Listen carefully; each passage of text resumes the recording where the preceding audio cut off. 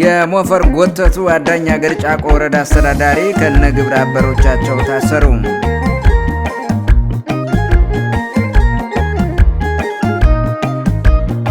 የላይ አርማጭሆ ወረዳ ጃኒካው ቀጠና ዛሬም ከመንግስት ቁጥጥር ውጭ እንደሆነ ተገለጸ።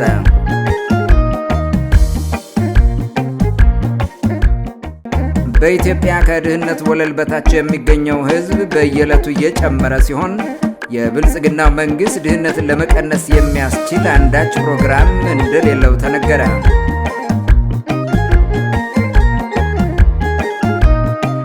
ሰላም ጤና ይስጥልን ወደ ጃኖ ቅማንት ሚዲያ ተከታታዮቻችን እንደምን ቆያችሁ? ይህ የጃኖ ቅማንት ሚዲያ የዘገባ ሰዓታችን ነው።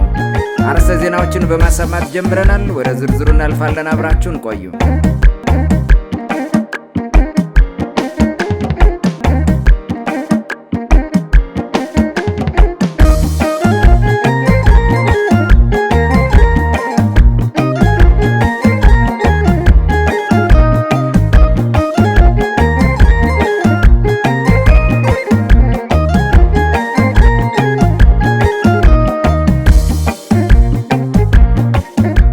የሞፈር ጎተት አዳኝ ሀገር ጫቆ ወረዳ አስተዳዳሪ ከነ ባልደረቦቻቸው ታሰሩ። የቅማንትን ህዝብ ከሁለት ይቆርጥልናል በሚል የአማራ ክልል ባለስልጣናት በቅርቡ የአዳኝ ሀገር ጫቆ በሚል ያቋቋሙት ሞፈር ጎተት ወረዳ አስተዳዳሪ አቶ ሰጠኝ ቀስቅስ ሰሞኑን ለፋኖ ስምሪት ሲሰጥ ተገኝቷል በሚል 6 ራሱን በቁጥጥር ስር መዋሉ ተሰምቷል።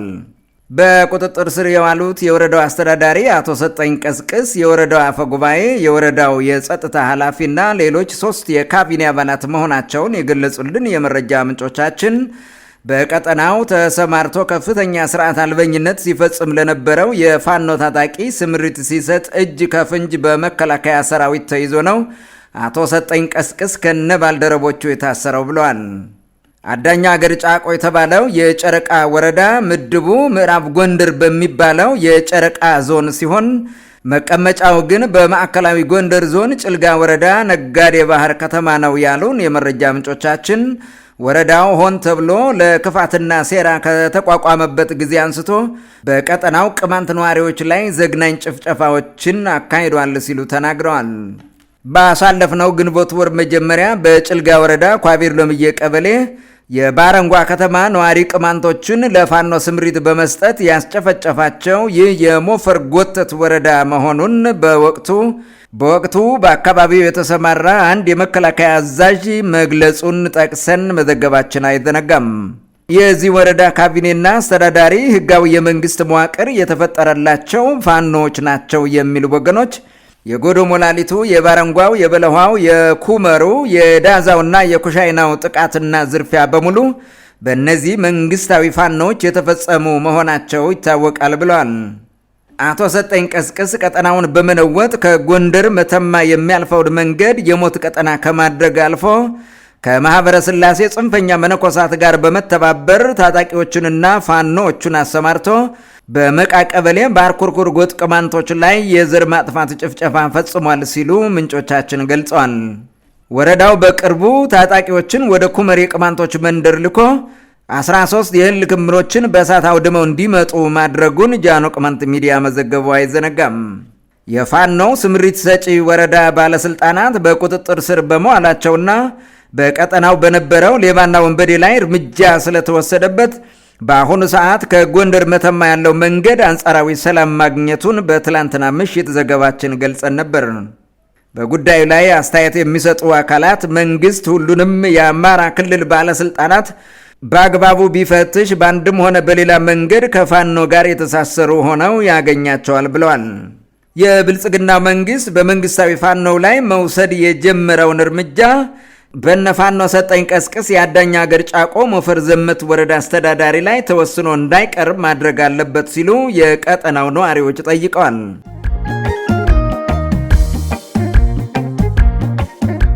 የላይ አርማጭሆ ወረዳ ጃኒካው ቀጠና ዛሬም ከመንግስት ቁጥጥር ውጭ እንደሆነ ተገለጸ።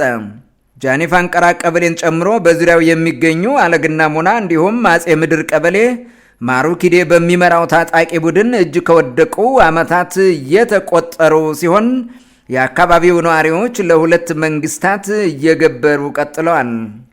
የህዝቡን ደህንነት ሳያስጠብቅ ከአርሶ አደሩ የመሬት ግብር፣ የጤና መድን፣ የመከላከያ ድጋፍና መሰል መዋጮችን የሚሰበስበው ካድሬም ማህበረሰቡ ለመንግስት መክፈል ያለበትን ገንዘብ ትክል ድንጋይ ከተማ ድረስ መጥቶ እንዲከፍል እያስገደደ መሆኑ ታውቋል። በሁለት እሳት መካከል ተጥዶ መከራውን እየቆጠረ ያለው የጃኒ ፋንቀራ ቀጠና ህዝብ ግብርናና የጤና መድን ለመክፈል ወደ ከተማው ሲመጣ በታጣቂዎቹ ተይዞ እየተቀማና እየተደበደበ እንደሆነም የመረጃ ምንጮቻችን ለጃኖ ቅማንት ሚዲያ ተናግረዋል።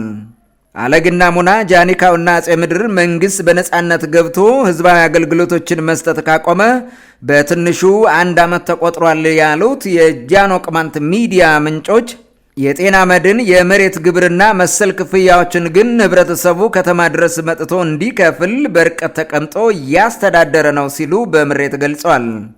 መንግስት ፍትህ አጓድሎብኛል በሚል ከዓመታት በፊት ወደ ጫካ የገባውና ያኮረፉ ኃይሎችን ሰብስቦ ከ3 ቀበሌ በላይ የተቆጣጠረው አቶ ማሩ ኪዴ የመንግስት አባልና የአሳዳጆች ደጋፊና ዘመዶች ናቸው ባላቸው ሰዎች ላይ ያልተገቡ እርምጃዎችን ወስዷል በሚል ሲከሰስ የነበረ ሲሆን በአንጻሩ የወረዳው ባለስልጣናትም ማሩ ኪዴንና የእርሱን ታጣቂ በስንቅ በትጥቅና በመረጃ ደግፋቸዋል ባሏቸው ቤተሰቦች ላይ ሀብት ንብረታቸውን ከማውደም እስከ አሰቃቂ ግድያ የደረሰ እርምጃ መውሰዳቸው ይታወቃል።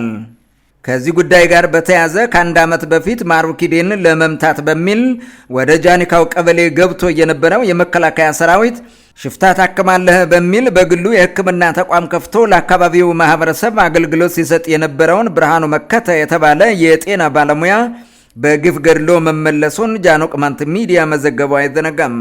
አንድ ስሙ እንዳይጠቀስ የፈለገ የወረዳው የመንግስት አካል በጃኒካው ቀጠና ያሉ አርሶ አደሮች ለገበያ ሲመጡም ሆነ በስልክ እየደወልን ለመንግስት መክፈል ያለባቸውን የመሬት ግብር፣ የጤና መድንና መሰል ክፍያ ከተማ ድረስ አምጥተው እንዲያስረክቡ እያደረግን ነው ሲል መረጃው ትክክል መሆኑን አረጋግጧል። በአካባቢው ካለው የጸጥታ ችግር አንጻር መንግስት ወደ ቦታው ገብቶ መስራት አልቻለም ያለው የውስጥ ምንጫችን የማሩ ኪዴ ቡድን ገበሬው ለመንግስት መክፈል ያለበትን ክፍያ እንዳይከፍል ህብረተሰቡን እንደሚያስፈራራ እናውቃለን፣ ገበሬዎች ገንዘባቸውን ስለመቀማታቸው ግን መረጃው የለንም ሲል አስተባብሏል። ጃኖ ቅማንት ሚዲያ በበኩሉ ይህ ችግር ተፈጠረ ከተባለበት ጊዜ ጀምሮ መንግስት ካኮረፉ ኃይሎች ጋር ቁጭ ብሎ በመምከር የአካባቢውን ሰላም እንዲያረጋግጥና ተበደልን ያሉ አካላትም ፍትህ እንዲያገኙ ሲያሳስብ የቆየ ቢሆንም ችግሩ መሻሻል ሳያሳይ ህዝቡ አሁንም ለሁለት ጌቶች እየገበረና እየተበዘበዘ ቀጥሏል።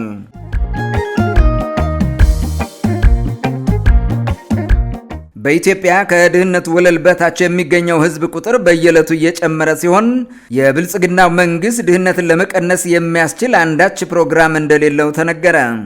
የሀገሪቱ አስከፊ የድህነት ቀውስ በዘርፈ ብዙ የድህነት መለኪያ ሲገመገም በ2011 ዓ.ም የነበረው 68 በመቶ የድሃ ቁጥር በቅርቡ ከ80 በመቶ በላይ መሆኑ ታውቋል።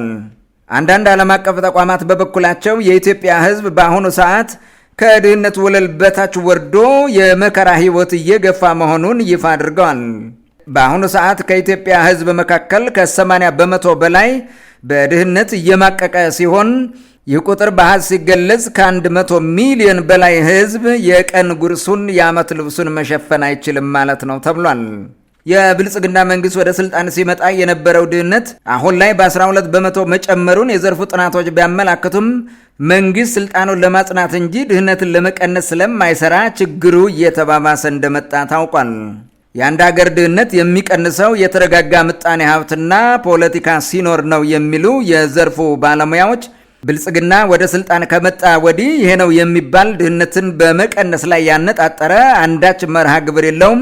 ሰራኋቸው የሚላቸው የኮሪደር ልማቶችም ቢሆኑ ከህብረተሰቡ ህይወት ጋር በቀጥታ የሚተሳሰሩ ባለመሆናቸው ድህነቱ እየጨመረ ነው ብለዋል። የብልጽግና መንግስት በትረ ስልጣኑን ሰላማዊ በሆነ መንገድ ቢጨብጥም ህብረተሰቡን አረጋግቶ የሀገሪቱን ሰላም አስተማማኝ ከማድረግ ይልቅ ወደ ለየለት የእርስ በርስ ጦርነት በመግባቱ የሀገሪቱ ብሎም የእያንዳንዱ ዜጋ ገቢ እንዲንኮታኮት በማድረጉ የድህነቱ መጠን በከፍተኛ ደረጃ ማደጉ ታውቋል። መንግስት ከአይኤምኤፍ እና ከዓለም ባንክ ገንዘብ ለመበደር በሚል በብር ምንዛሬ ላይ የወሰደው እርምጃ የብርን የመግዛት አቅም በአስደንጋጭ ሁኔታ ስላንኮታኮተው ደመወዝተኛው የማህበረሰብ ክፍል አይኑ እያየ ከድህነት ወለል በታች እንዲወርድ ተደርጓል። መንግስት በብድር ያገኘውን ከፍተኛ መጠን ያለው ገንዘብ ምጣኔ ሀብቱን በማዘመን የህዝቡን ህይወት ሊቀይሩ በሚችሉ ፕሮግራሞችና ፕሮጀክቶች ላይ ከመዋል ይልቅ ለወታደራዊ ኃይል ግንባታና ጦር መሳሪያ መግዣ ስለሚያውለው የሀገሪቱ የድህነት መጠን በአስደንጋጭ ሁናቴ እያሻቀበ መሆኑን የዘርፉ ባለሙያዎች ይገልጻሉ። መንግስት በሚቆጣጠራቸው ሚዲያዎቹ መሬት ላይ ያለውን የህዝቡን የኑሮ ሁናቴ እንዳይዘገብ እያደረገ የህዝቡን ህይወት የማይቀይሩ የከተማ ብልጭልጭ ሜካፕ ፕሮጀክቶችን ሲያሳይ ይውላል ተብሏል። የብልጽግና መንግስት እየሰራኋቸው ነው የሚላቸው የልማት ስራዎችም ቢሆኑ የህዝቡን የድህነት መጠን መቀነስ የማይችሉና ወጥ ከሆነ ሀገራዊ ፖሊሲ የማይቀዱ የዶሮ ጥሬ ለቀማ አይነት ፕሮጀክቶች ናቸው ሲሉ በርካቶች ይተቻሉ። መንግስት በጥናት ላይ የተመሰረቱ የድህነት መቀነሻ ፕሮጀክቶችና ፕሮግራሞች በህግና በፖሊሲ ማዕቀፎች አስደግፎ ከመተግበር ይልቅ በየህዝባዊ ዓመት በዓላቱ ነዳያንን ቤተ መንግስቱ ድረስ እየሰበሰበ ምግብ በማምላት በማህበራዊ ሚዲያ ሰራዊቶቹ በኩል በማስነገር የገጽታ ግንባታ ይሰራል ተብሏል። አገሪቱ ከገባችበት የድህነት አዘቅት እንድትወጣ ሁሉም ጉዳይ የሚመለከተው አካል መምከርና የመፍትሄ አቅጣጫ ማስቀመጥ አለበት ሲሉ ዜጎች ጥሪ አቅርበዋል። ውድ ጃኖ ቅማንት ሚዲያ ተከታታዮቻችን የዕለቱ ዘገባዎቻችን ይህን ይመስሉ ነበር። ደህና ቆዩ።